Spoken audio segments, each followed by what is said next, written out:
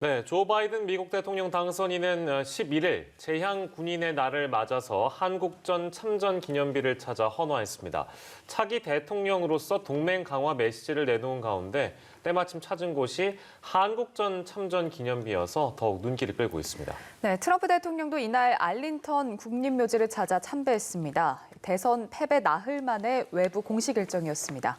밤사이 들어온 글로벌 뉴스 김지수 기자와 살펴보겠습니다. 어서 오십시오. 안녕하세요. 네, 바이든 당선인은 트럼프 대통령과 좀 정반대 행보를 연일 보여주고 있는데 재향 군인의 날을 맞아서 한국전 참전 기념비를 찾아서 헌화를 했습니다. 여러 가지 의미가 있다고 볼 수 있을 것 같아요. 자세하게 좀 전해주시죠. 네, 조 바이든 미국 대통령 당선인은 재향 군인의 날인 11일 한국전 참전 기념비를 찾아서 헌화했습니다.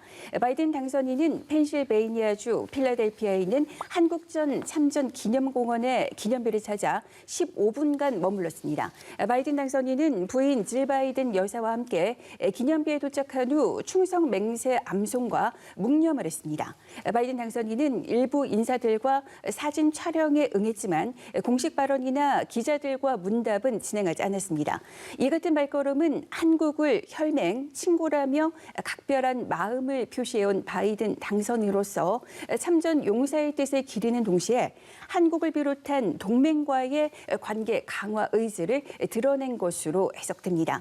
바이든 당선인은 트위터에 국방을 위해 그렇게 용감하게 싸운 가치를 결코 배신하지 않는 최고 사령관이 될 것이라는 다짐의 글을 올렸습니다. 또 그는 별도 성명에서 여러분이 마땅히 받을 만한 존경에 못 미치게 대우하지 않을 것이라고 말했습니다. 이 같은 언급은 트럼프 대통령이 미군 전사자를 패배자라고 언급했다는 보도를 의식한 것이라는 해석을 낳고 있습니다.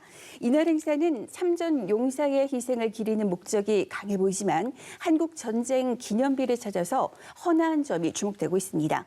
바이든은 승리 확정 이후 우방국 정상들과 잇따라 통화하며 미국이 돌아왔다는 메시지를 전하는 등 동맹 복원과 미국의 주도권 회복에 주력하는 인상을 주고 있습니다. 트럼프 대통령의 미국 우선주의가 동맹의 균열을 초래했다는 인식하에 이를 폐기하겠다는 게 바이든의 구상입니다. 바이든의 헌화는 한국 시간 12일 문재인 대통령과 당선 이후 첫 전화 통화를 할 것이라는 관측이 나온 상황에서 이뤄진 것이기도 합니다. 바이든은 최근 연합뉴스에 보낸 기고문에서 한미 동맹을 피로 맺어진 동맹이라고 높이 평가하고 한국이 전쟁 이후 성취한 모든 것에 깊은 존경심을 갖고 있다고 말했습니다. 또 스가 요시히데 일본 총리와 12일 첫 전화회담을 하기 위해 조율 중인 것으로 현재 알려졌습니다. 네, 이런 가운데 현지 언론에서 흥미로운 소식이 들어왔습니다. 뉴욕타임스와 CNN을 비롯한 미 언론이 차기 행정부 강요들에 대한 예상 리스트를 공개를 했는데 좀 다양한 내각이 될 것으로 전망을 했다고요? 네, 바로 여기서도 이제 트럼프 행정부와는 큰 차이가 있다는 것을 알 수가 있겠습니다.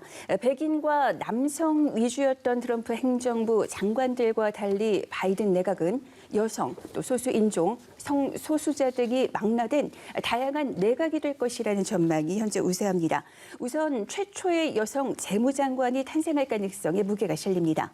라엘 브레이너드 연방준비제도 이사와 세라 블룸 라스킨 전 재무부 부장관 등 이 두 여성이 경합 중입니다. 또 두 여성에 더해서 역시 여성인 엘리자베스 워런 상원 의원도 후보군에 포함됐습니다.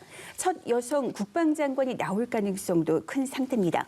미셸 플로노이 전 국방부 차관이 선두주자로 꼽히고 있습니다. 또 외교 정책을 이끄는 국무장관에는 흑인 여성인 수전 라이스 전 백악관 국가안보부 장관과 바이든의 절친인 크리스 쿤스 상원 의원이 경합을 벌이고 있습니다. 또 내무장관 유력 후보인 뎁 할란드 하원 의원의 경우 미 원주민 여성이라는 점에서 현재 주목받고 있습니다. 민주당 대선 후보 경선에서 바이든과 끝까지 2파전을 벌였던 버니 샌더스 상원 의원이 노동부 장관직을 맡을지도 역시 관심거리입니다. 또 다른 당내 라이벌이었던 피트 부티지지 전 사우스밴드 시장은 보훈부 장관이나 유엔 주재 미국 대사를 맡을 것으로 보입니다. 성소수자로 7개 국어를 구사하는 부티지지 전 시장은 해군 장교로 아프가니스탄 전쟁에 참전한 이력이 있습니다. 예. 차기 행정부 강요들에 대한 예상 리스트가 이제 현지에서 슬슬 돌고 있다 전해드리고 트럼프 대통령 얘기를 좀 잠깐 해보겠습니다. 외부 공식 일정에 참석을 했다고 저희가 앞서 좀 전달을 드렸고 그 기존에 그 국방장관 회의하는 거 빼고는 좀 조용히 있어 왔던 것 같아요. 네, 이제 나흘 만에 모습을 공식 석상에 드러냈는데요. 트럼프 미국 대통령이 현지 시간 11일에 대선 패배 나흘 만에 외부 공식 일정의 모습을 드러냈습니다. 트럼프 대통령은 재향군인의 날에 버지니아주에 위치한 알링턴 국립묘지를 찾아서 참배하고 선물 장병을 기렸습니다. 재선 실패 불복 속에 법적 소송 등 안간힘을 쓰는 상황에서 외부의 눈을 피하고는 있지만 현직 대통령으로서 국가 기념일 행사에 참석하기 위해서 언론 앞에 모습을 드러낸 것으로 보입니다. 멜라니아 여사와 함께 행사장에 도착한 트럼프 대통령은 마이크 펜스 부통령 또 로버트 윌키 보훈부 장관과 함께 나란히 서서 헌화를 하고 묵념을 했습니다. 트럼프 대통령과 펜스 부통령은 비가 내리는 가운데 행사장 입장에서부터 퇴장까지 10여 분간 비를 맞으며 정면을 응시한 채 서 있기도 했습니다. 또 행사 동안 펜스 부통령과 윌키 장관은 구호에 맞춰서 가슴에 손을 얹어 예를 표했지만 트럼프 대통령은 세 차례에 걸쳐서 거수 격리했습니다. 트럼프 대통령이 첫 일정으로 국립묘지를 찾은 이유에 대해서 외신들은요. 지지자들에게 자신의 애국심을 강조하고 이들을 결집시키려는 목적이 있을 것이라고 분석하고 있습니다. 특히 우산을 쓰지 않고 비를 맞으며 격리하는 모습은 매우 의도적이라는 이런 해석도 나오고 있습니다. 네, 이번 대선 결과를 뒤집기 위해서 트럼프 대통령 계속해서 소송전과 함께 또 일부 주에 대해서 재검표를 요구하고 있는데 좀 치열한 경합을 보였던 조지아주에서 결국 재검표를 하기로 했다 이런 소식이 들어와 있네요. 네, 가장 치열한 경합주라고 할 수 있었던 조지아주가 재검표를 하기로 했습니다. 조지아주 당국은 득표차가 너무 작아서 수작업을 통한 재검표를 실시하겠다고 밝혔습니다. 조지아주는 주법상 격차가 0.5%포인트 이하면 재검표를 요청할 수 있습니다. CNN 방송에 따르면 조지아는 99% 개표 기준 바이든이 49.5%의 득표를 올려서 49.2%의 트럼프 대통령을 불과 0.3%포인트 앞섰습니다. 표 차로는 14,000표 정도 차이가 나고 있습니다. 미국 언론은 현재 바이든이 538명의 선거 인단 중 대선 승리에 필요한 과반인 매직 넘버 270명을 넘어 279명의 선거 인단을 확보했다고 예측했습니다. 그러니까 조지아 개표 결과와 무관하게 이미 바이든의 승리 보도가 나온 상태라는 겁니다. 다만 트럼프 대통령은 근소한 격차로 승부가 갈린 주에 재검표를 요구할 방침이어서 1차 개표가 마감되더라도 재검표를 둘러싼 논란은 이어질 그런 전망이 나오고 있습니다.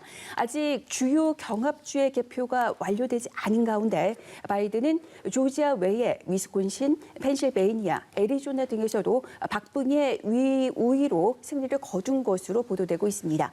이런 가운데 트럼프 행정부 총청으로 미 대선을 참관한 해외 선거 전문가들이 투표와 개표 과정에서 부정선거 사례를 발견하지 못했다고 밝혀서 주목되고 있습니다. 네. 자, 그리고 마지막으로 코로나19 상황 살펴보겠습니다. 세계 곳곳에서 확산세가 주춤하고 찾아보기가 좀 힘들 정도인데 사태 초기에 실시했던 봉쇄 정책을 다시 도입하는 곳들도 늘어나고 있습니다. 네, 이제 일주일 연속 하루 신규 확진자가 10만 명이 넘는 미국의 경우 네바다와 위스콘신 등 일부 지역에서 올봄 시행했던 자택 대피 조치를 다시 도입하고 있습니다. 특히 1차 확산 때 진앙지였던 뉴욕주에서는 자택에서 모임 인원수를 10명 이내로 제한했습니다. 전 세계에서 가장 심각한 지역인 유럽에서는 영국의 상황이 눈에 들어옵니다. 코로나19 사망자가 급증해서 유럽에서 가장 먼저 누적 사망자가 5만 명을 넘어섰습니다. 영국에서 11일 하루에만 코로나19로 사망한 사람들은 무려 600명 가까이나 됩니다. 여름 휴가철 이후 확산세가 가파라진 이탈리아에서 누적 확진자가 100만 명을 넘었습니다. 11일 하루 이탈리아에서 신규 확진자가 3만 2천 명 넘게 나왔습니다. 이제 우리 주변에 가까운 일본에서는 11일 하루 신규 확진자가 1,500명 넘게 나왔습니다. 겨울이 다가오면서 일본의 확산 속도가 빨라지는 게 눈에 띄고 있습니다. 전 세계 누적 확진자는 5,238만 명을 넘어섰고 누적 사망자는 128만 명대를 기록하고 있습니다. 오늘 오전 통계 사이트 월드오미터 기준입니다. 네, 전 세계 코로나19 소식까지 살펴봤습니다. 지금까지 글로벌 브리핑의 김지수 기자와 함께했습니다. 고맙습니다.